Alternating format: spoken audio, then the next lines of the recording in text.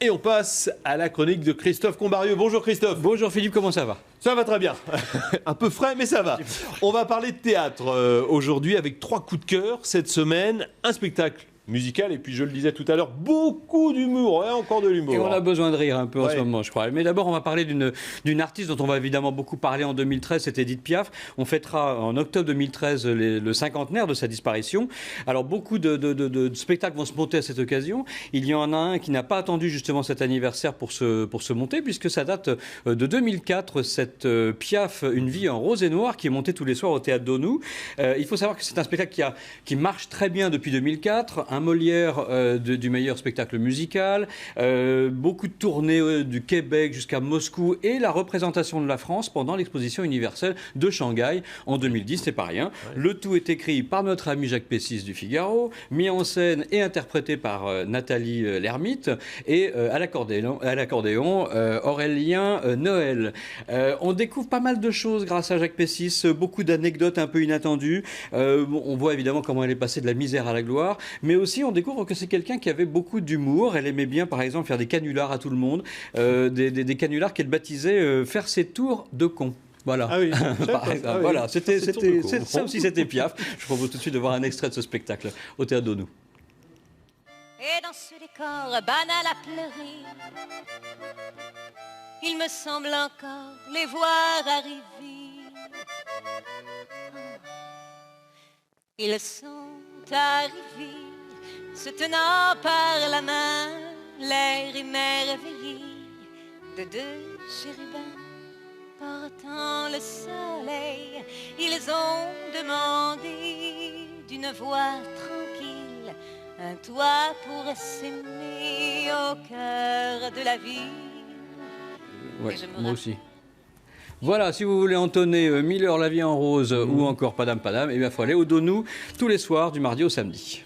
On continue avec, et c'est vrai que le mot est juste, un vrai maître du rire, Bernard Mabie, qui fêtera bientôt ses 35 ans. Déjà 35 ans d'écriture de scène, vous imaginez. On se souvient de l'époque de Thierry Leluron où il écrivait tous ses sketchs.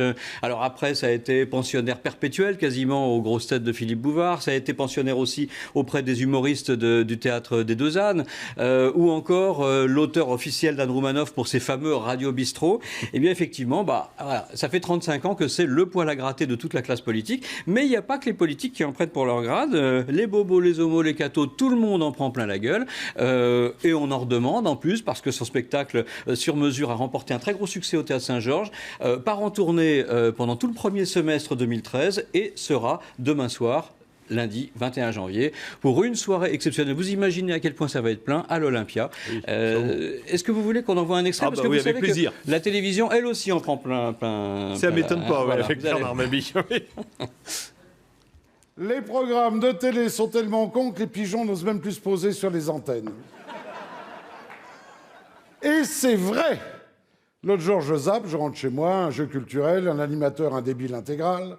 Il donne au candidat le nom d'un écrivain, faire trouver le prénom, 30 000 € à gagner. L'écrivain, c'était Zola, il avait le choix entre Émile ou Gorgon. Il a perdu les 30 000 €. Vous regardez les émissions de confession? Oh, il y a des beaux sujets. Hein. L'autre jour, je regardais, j'étais accroché à mon poste, là. J'ai réussi mon suicide, je témoigne. Est-ce que la télé vous influence? Ben moi non plus. Je regarde L'amour est dans le pré. J'ai jamais eu envie de fourrer un paysan, hein. Secret Story. Je suis têtu comme une moule. Bon, surtout coupez pas. Surtout pas. Hein. Mabie sur mesure. C'est demain soir à l'Olympia et pendant 6 mois, quasiment 40 dates dans toute la France.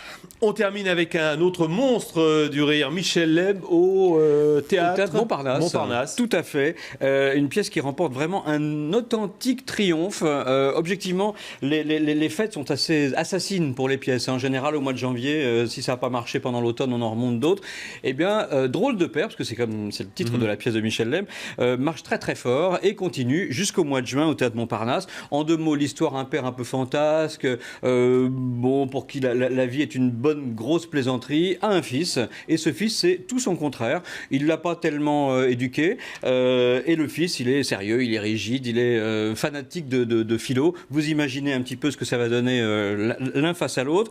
C'est vraiment à mourir de rire. Si vous voulez 1h45 de rire permanent, faut aller voir Un drôle de père, avec en plus un jeune comédien qui est tout à fait excellent, qui s'appelle Arthur Fenwick, qui est face à face avec Michel Leb. Bon. Est-ce que vous voulez qu'on envoie un extrait? Alors, je ne sais pas si on a vraiment le temps, pour être franc. Un petit extrait? Non. Même pas. Bon, on vous croit sur parole, en tout cas, Christophe. C'est au Théâtre Montparnasse tous les soirs, 1h45 de rire. Absolument. Merci beaucoup, Christophe. Tout de suite, un nouveau journal sur LCI.